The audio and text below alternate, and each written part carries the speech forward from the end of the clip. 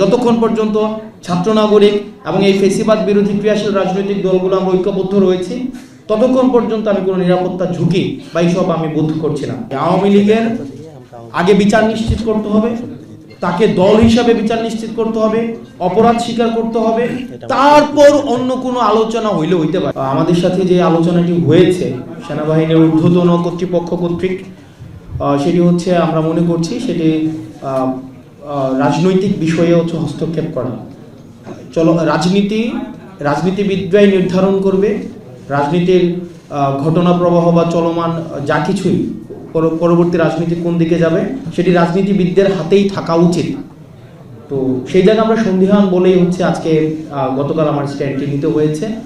আর যেটি বলেছেন যে 5ই আগস্টের পরে আমাদের ফর্মাল ইনফর্মাল আমাদের সাথে সেনাবাহিনীর বিভিন্ন জায়গায় বিভিন্ন প্রোগ্রামে আমাদের দেখা সাক্ষাৎ হয়েছে।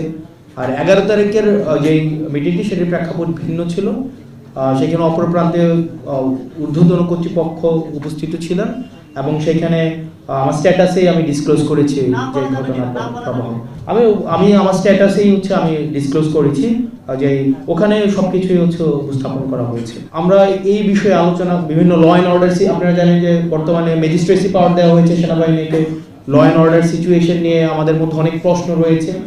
তো এইসব বিষয়গুলো নিয়ে কথা বলার জন্য হচ্ছে আমাদেরকে আহ্বান জানানো হয়েছিল। এবং হচ্ছে কিছুদিন আগে আপনারা সেনাপ্রধানের একটা বক্তব্য দেখেছেন, যেই বক্তব্যকে আমি ব্যক্তিগতভাবে বা আমরা অনেকেই দেশের মধ্যে এটা নিয়ে কথা হয়েছে যে এটাকে রাজনৈতিক পরিমণ্ডলে অসমীচীন হিসাবেই ধরা হয়েছে। যে অন্তর্বর্তীকালীন সরকার প্রধানকে যেভাবে অ্যাড্রেস করা হয়েছে, যেভাবে যেই ইনক্লুসিভ যেই নির্বাচনের দিকে নির্বাচনের ইঙ্গিত করা হয়েছে আওয়ামী লীগ সহ, তো সার্বিক বিষয়ে যখন আলোচনার কথা বলা হয়েছে তখন গিয়েছিলাম। তো ওই বিষয়গুলো আলোচনা করা হয়েছে। আমার স্ট্যাটাসে সব বিষয় হচ্ছে একদম মানে স্ট্রেইট ফরওয়ার্ড, সেখানে হচ্ছে স্পষ্ট করা হয়েছে। আর এখানে যেটা বলছেন যে আমি কোনো নিরাপত্তার ঝুঁকি অনুভব করছি কিনা, দেখেন 5ই আগস্টের পূর্বে আমরা জনগণকে, ছাত্র নাগরিককে সাথে নিয়ে হচ্ছে আমরা আন্দোলন করেছি। ফেসিবাদ বিরোধী একটা তখন একটা শক্তি ছিল, এজেন্সি ছিল, রাষ্ট্রপক্ষ আমাদের বিরুদ্ধে ছিল।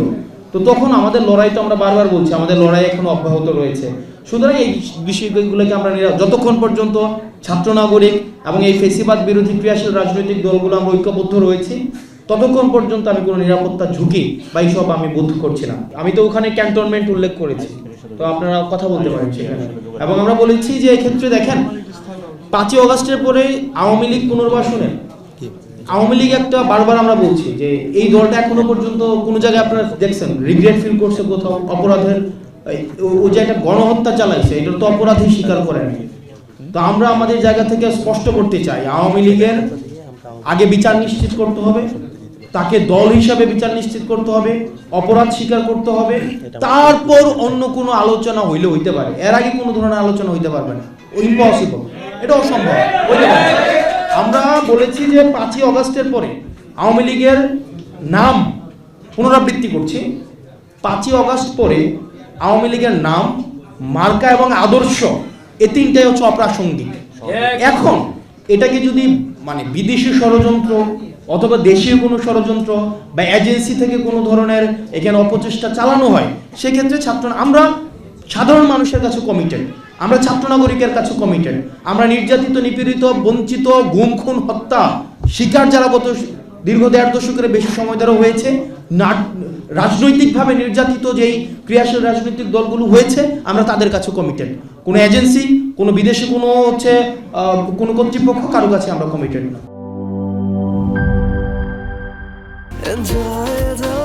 চলো উড়াই খুশি তুলে নিয়ে হাতে,